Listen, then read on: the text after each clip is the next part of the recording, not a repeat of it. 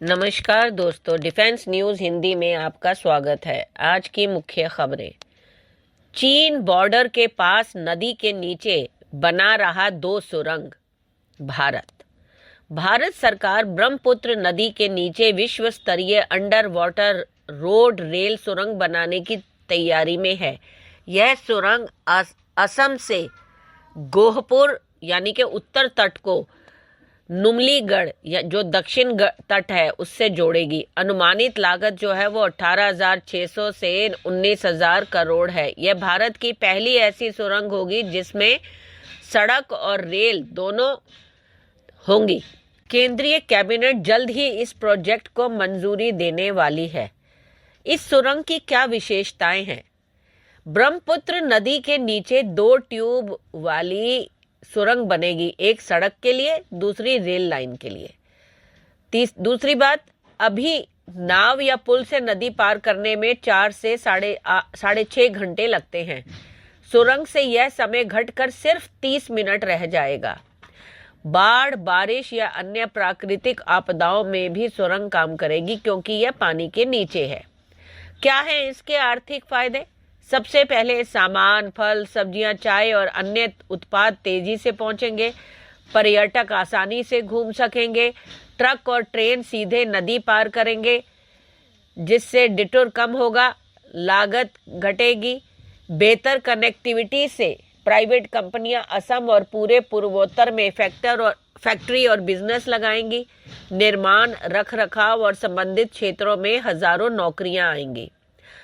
असम जो है वो भारत की पूर्वी सीमा पर है और चीन जो है अरुणाचल प्रदेश, बांग्लादेश और म्यांमार से लगा हुआ है। यहाँ तेज गति से सेना, हथियार और सामान पहुंचाना बहुत जरूरी है। आपातकाल में भी सैनिक और उपकरण 30 मिनट में नदी पार कर सकेंगे। पुल बाढ़ या दुश्मन हमले से टूट सकते हैं लेकिन सुरंग सुरक्षित रहेगी। पूर्वोत्तर को बाकी भारत से जोड़ने वाला यह संकरा रास्ता अगर बंद हो जाए तो समस्या होती है। सुरंग इस पर निर्भरता कम करेगी। बेहतर सड़क, रेल से सेना की लॉजिस्टिक्स मजबूत होगी। आपदा में भी मदद तेजी से पहुंचेगी। अगला, S-400 के लिए 288 और मिसाइलें आएंगी भारत। डिफेंस एक्विजिशन काउंसिल ने रूस से 288 S-400 सतह से हवा में मार करने वाली मिसाइलों की खरीद को मंजूरी दे दी है। इसकी अनुमानित लागत 10,000 करोड़ है। यह मिसाइलें मई 2025 में हुए ऑपरेशन सिंदूर में इस्तेमाल हुई थी, जहां भारत ने पाकिस्तान के लड़ाकू विमानों, एवॉक्स और ड्रोन्स को मार गिराया था। यह फैसला भारतीय वायुसेना की हवाई रक्षा को मजबूत करेगा। DAC ने एक्सेप्टेंस ऑफ नेसेसिटी दी है, जो रक्षा खरीद की पहली बड़ी मंजूरी है। इसमें शामिल हैं 120 शॉर्ट रेंज मिसाइलें, 168 लॉन्ग रेंज मिसाइलें, कुल मिलाकर 288 मिसाइलें। खरीद जो है वो फास्ट ट्रैक प्रोसीजर से होगी ताकि जल्दी डिलीवरी हो। यह मंजूरी S-400 के स्टॉक को फिर से भरने और बढ़ाने के लिए है। भारत पहले से S-400 की स्क्वाड्रन के 5 का सौदा कर चुका है। इसमें से 2 और स्क्वाड्रन इस साल जून और नवंबर में मिलेंगे। अगला, अब S-400 का अपना अंगरक्षक होगा। भारत जल्द खरीद सकता है पेंटिसिर S-1 सिस्टम।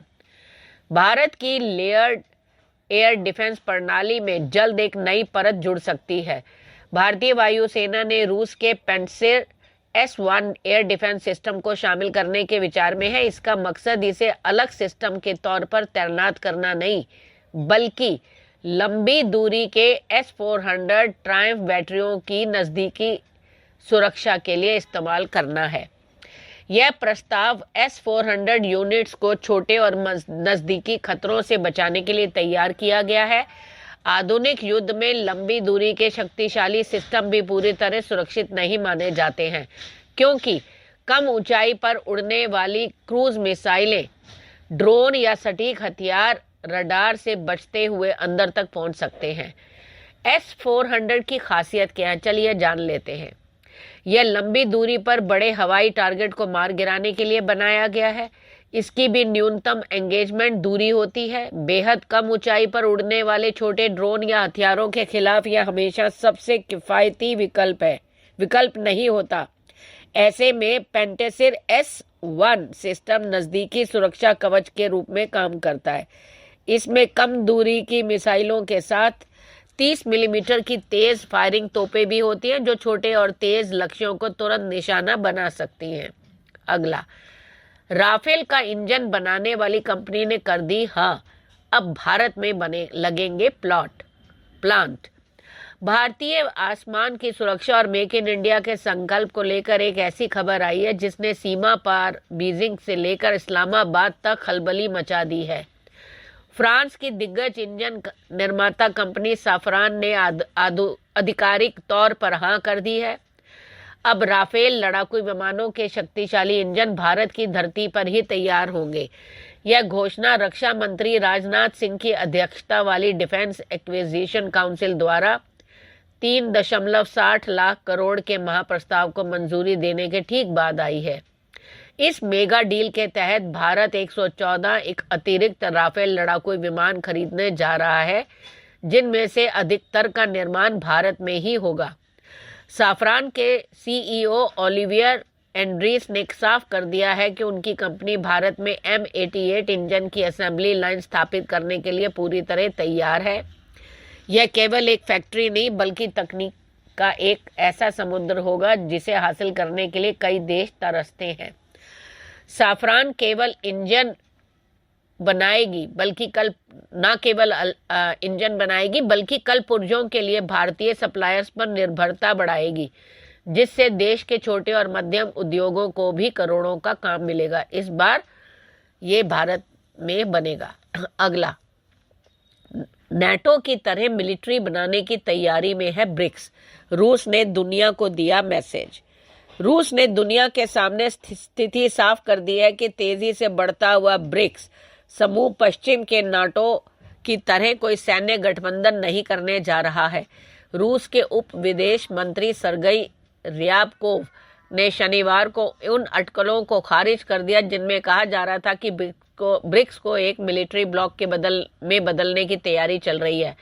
टास न्यूज एजेंसी को दिए इंटरव्यू में उन्होंने कहा कि ब्रिक्स का फोकस सिर्फ आर्थिक और कूटनीतिक सहयोग पर है, न कि हथियार उठाने पर। ryabkov ने ब्रिक्स की मूल भावना को स्पष्ट किया। उन्होंने कहा, ब्रिक्स ना तो कोई सैन्य संगठन है, गठबंधन है और ना ही यह कोई ऐसा समूह है जहां सदस्यों की सुरक्षा की जिम्मेदारी एक दूसरे पर हो। ryabkov ने जोर देकर कहा कि इस ब्लॉक को कभी भी मिलिट्री नजरिए से नहीं सोचा गया था और भविष्य में भी इस दिशा में ले जाने की कोई योजना नहीं है। ब्रिक्स के पोर्टफोलियो में मिलिट्री एक्सरसाइज या हथियार कंट्रोल शामिल नहीं है। अगला, helicopter electronic glide path landing system विकसित करने का चैलेंज। रक्षा मंत्रालय ने iDEX innovation of defence excellence पहल के तहत भारतीय उद्योगों, स्टार्टअप्स और MSMEs को helicopter electronic glide path landing system विकसित करने का चैलेंज दिया है। यह कदम आत्मनिर्भर भारत के तहत सेना की परिचालन क्षमताओं को बढ़ाने और आयात निर्भरता को कम करने के लिए उठाया गया है। भारतीय हेलीकॉप्टरों के लिए एक ऐसा स्वदेशी इलेक्ट्रॉनिक सिस्टम बनाना जो खराब मौसम या कम दृश्यता यानी लो विजिबिलिटी के दौरान भी हेलीकॉप्टर को सटीक लैंडिंग में मदद करे। पहाड़ी इलाकों और युद्ध के मैदानों में जहां पारंपरिक रनवे नहीं होते, वहां यह प्रणाली हेलीकॉप्टर को सुरक्षित और सटीक लैंडिंग प्रदान करेगी। यह सिस्टम पारंपरिक विजुअल फ्लाइंग तकनीकों से आगे बढ़कर डिजिटल रूप से लैंडिंग को सुरक्षित बनाएगा। अगला, बाबा कल्याणी समूह सेना, नौसेना और वायुसेना हेतु 50 नए स्वदेशी रक्षा उत्पादन विकसित कर रहा है। बाबा कल्याणी समूह भारत की रक्षा आत्मनिर्भरता को बढ़ावा देने के लिए 50 नए स्वदेशी रक्षा उत्पादन विकसित कर रहा है, जिसमें आर्टिलरी गन, बख्तरबंद वाहन, ड्रोन और अत्याधुनिक हथियार प्रणाली शामिल है। यह पहल मेक इन इंडिया के तहत 2026 से 27 तक रक्षा उत्पादन को मजबूत करने पर केंद्रित है। भारत फोर्ज के माध्यम से आर्टिलरी गन जैसे गरुड़ 105, तोप और 25 टन का लाइट टैंक 2026 में ट्रायल जो है उसका ऐसी चीज़ें विकसित किए जा रही हैं। बेंगलोर में ड्रोन यूएवी निर्माण संयंत्र और पुणे में एंटी ड्रोन सिस्टम के साथ इलेक्ट्रॉनिक्स पर विशेष ध्यान। नौसेना के लिए 30 mm और 76 mm गन और गाइडेड मिसाइल सिस्टम पर भी काम चल रहा है। कल्याणी समूह स्वदेशी हथियार प्रणालियों के लिए 1000 करोड़ से अधिक का निवेश कर रहा है। यह समूह भारतीय सशस्त्र बलों के लिए रक्षा आत्मनिर्भरता का एक नया आयाम दे रहा है। धन्यवाद।